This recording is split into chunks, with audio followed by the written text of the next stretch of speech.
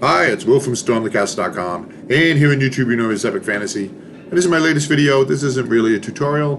This is just an update on what I've been doing blacksmithing coins. If you follow my channel, you know I've been working towards blacksmithing up some coins in a different way. And yesterday I spent maybe about 5 hours working on them and had a lot of fun. And I thought maybe you'd like to see some of this new stuff. I got some new stuff here. For instance, see that slice of apple pie, you might call it a slice of pizza? That is iron, like real iron, that I got from a guy who blooms it, who makes it, from iron ore. So I didn't want to, I tried using steel. Steel is very difficult to get a good impression of coins. So I thought, hey, you know what, I'll use iron, it's softer. I might be able to get a good impression. So there's a bunch of things I did with this iron, including just getting it into shape, did some pre-work on it to heat it up and hammer it to get inclusions out of it, to kind of solidify it as a mass, right? Which was pretty close to anyway. But there you go, and isn't that beautiful? Heating up that, it's almost like, I guess, can you call a pizza slice shape of iron an ingot? I guess it's a triangular ingot.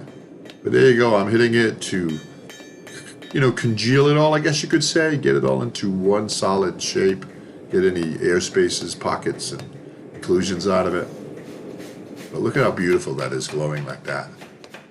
So the genesis of this project here is a couple of things.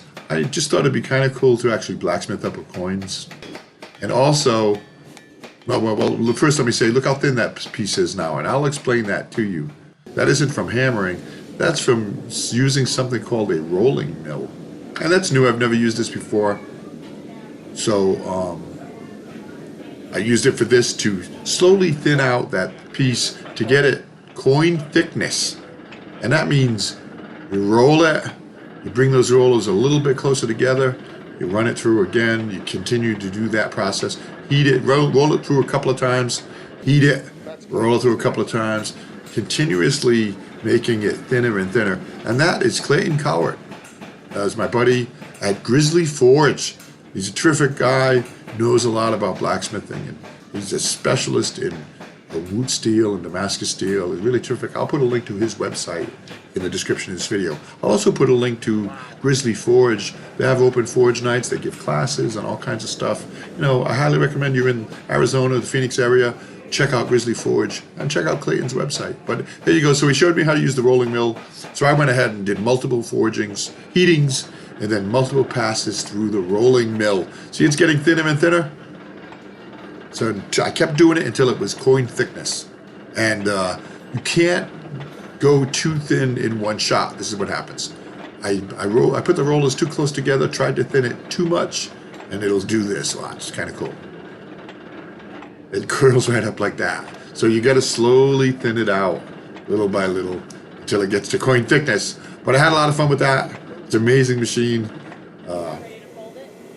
And you'll see too towards the end how we started out with a piece of apple pie. Well, look how we're thinning it and thinning it and thinning it and thinning it. Watch how big this piece gets. They just squashed it out. Look how big that is. That's the same amount of iron. It's kind of cool. So this new process here that I'm trying is I'm using a punch to punch out the coins. So heat that iron up and then cut out some coins like that, which is a different way than I was doing it before, right? But it's interesting. It's challenging too. And we'll see how it comes out.